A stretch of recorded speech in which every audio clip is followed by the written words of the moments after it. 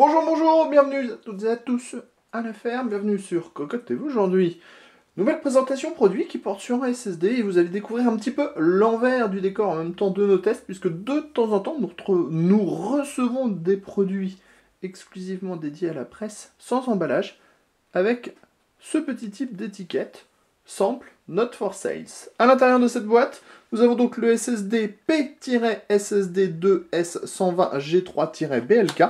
Ce qui veut donc dire que nous sommes face au dernier SSD de chez PNY ou PNY, comme vous voulez, le Professional. Alors bien sûr, c'est pas Bebel qui a fait ce SSD, c'est PNY.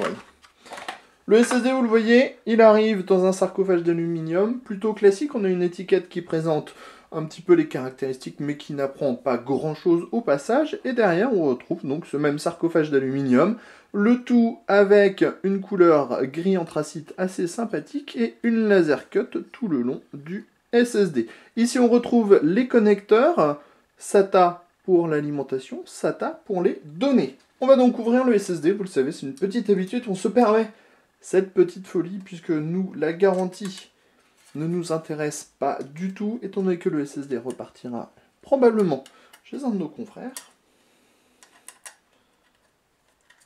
Alors, on va retirer les petites vis à laine.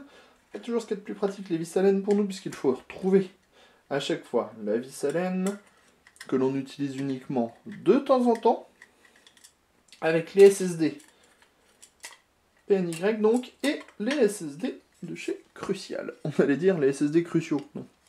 On dit un SSD crucial, des SSD crucial, pas des SSD cruciaux.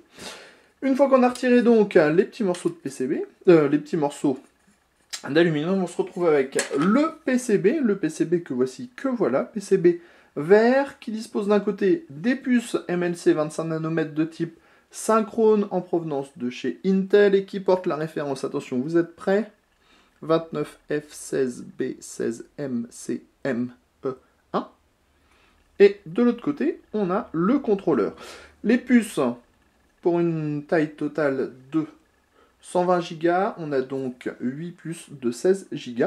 Tout simplement, de l'autre côté, on a le contrôleur en SF2281, un contrôleur qui, associé aux puces, permettra de délivrer 550 MO par seconde en lecture, 520 MO par seconde en écriture, 60 milliops sur l'écriture aléatoire 4K, le tout pour 159 € avec une garantie de 3 ans, un tarif qui semble raisonnable. On vous dira très prochainement si les performances de ce SSD sont bonnes ou pas. Sur ce, on vous dit à bientôt pour une nouvelle vidéo de présentation à la ferme.